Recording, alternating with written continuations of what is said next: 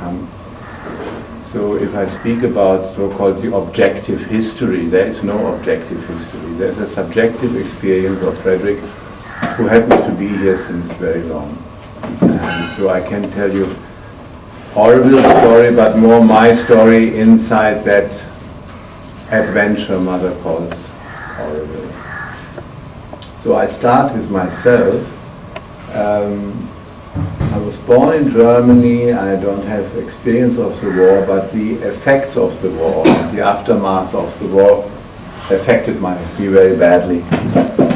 I was, during the time directly after the war, I started my school in 45, that is when the war ended, and we were exposed to an extreme exposure. It was actually a political exposure of the horrors we Germans have committed, and as small children. I ended in India in 1959. I came the first time to India. I was just 20. And India had a third of the population which it has now.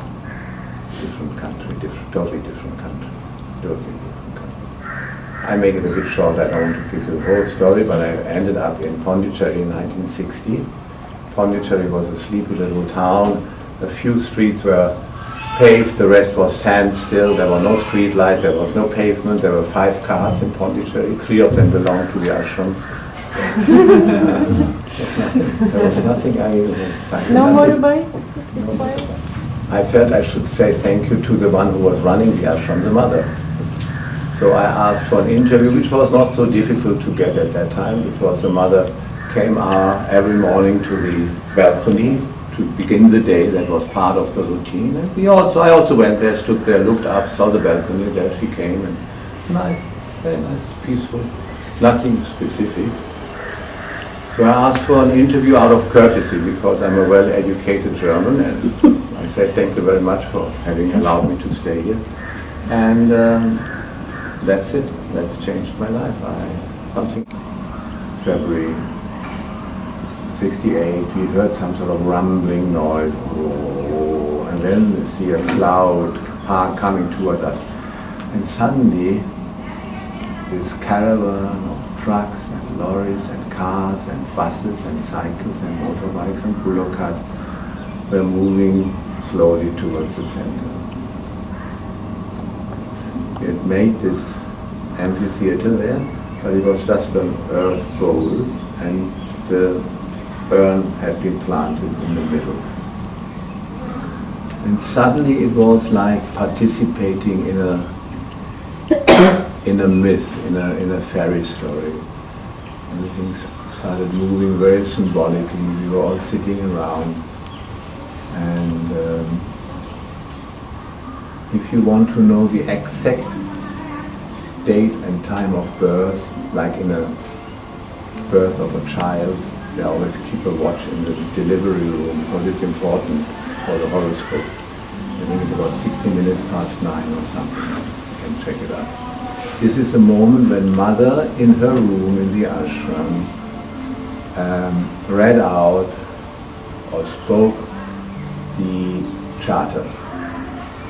She reads it in French, and the moment she said, Auroville, it was transmitted directly. We were all sitting there to the amphitheater, and that was the beginning.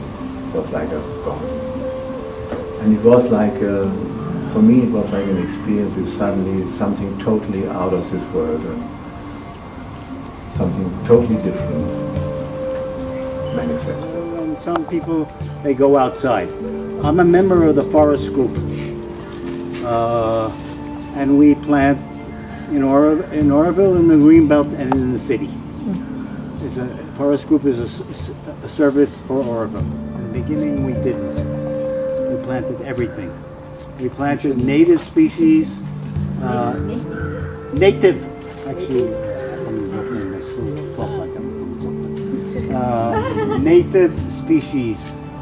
It's called, you might read, dry tropical evergreen forest. That was once here in Tamil Nadu, and most of it's gone, and that's what we're trying to plant here. From the top of the watershed, does anybody know what a watershed is? Watershed. No. Nobody knows. It was very hard to explain. This area is the Aura Dam watershed. Water always flows, even on the flattest of land. It always moves. So the top of this watershed is up there a bit by Center Guest House. The water flows in one direction until it reaches the bottom, which is Urimbai Tank. Then the water goes in another place from there to somewhere else. So you have to bund the land to hold the water in place. And then you plant the trees so the saplings respond.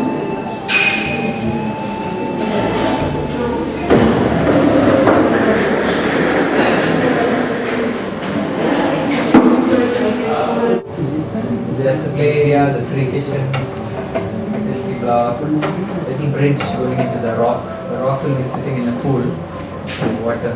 In London, this is a 100 apartment block in London. It's called the Container City.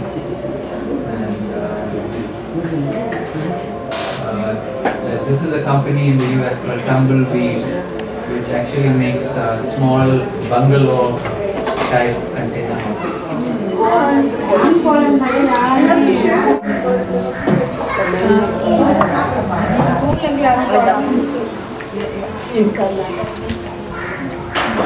And they put banana, chewing, betel leaf and nut and other stuff.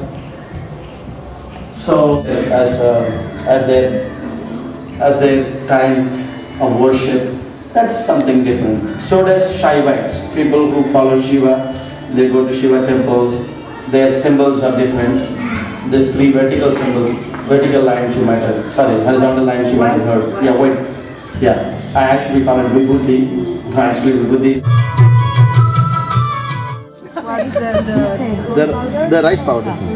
Yeah, this is stone powder, but normally people make with rice powder.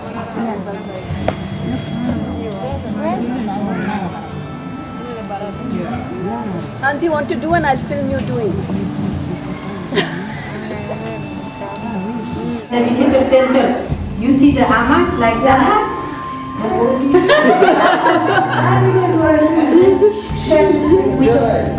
Usual idea. So every morning, but you have to arrange it so that people can actually do it. So every morning, 6:15 till 9, and you're all very welcome to come if you want to. Monday to Friday, we work in the garden and we work together. And that's the focus actually of our community. And I've really kept that quite strongly. And I think that is something that sort of brings us together. I mean, if you're all, because now when I came here, I immediately saw that there was no way we were going to be financially viable just on growing food out there. I mean, we just don't get enough money. I mean, we just don't, you know, because, I mean, we have a cheap food policy here, like we do. And as you see here, we have a different form of raised bed. We use granite pillars, and actually they work quite well. And if you're in a place where you want to grow food and you think you might have to move, these would be really good because you can just put them down. They don't require any special sort of bricklaying or anything, and you put them down and then the soil gradually builds up. And the good thing about all the raised beds is that it keeps the soil from washing away in the rain. What's it?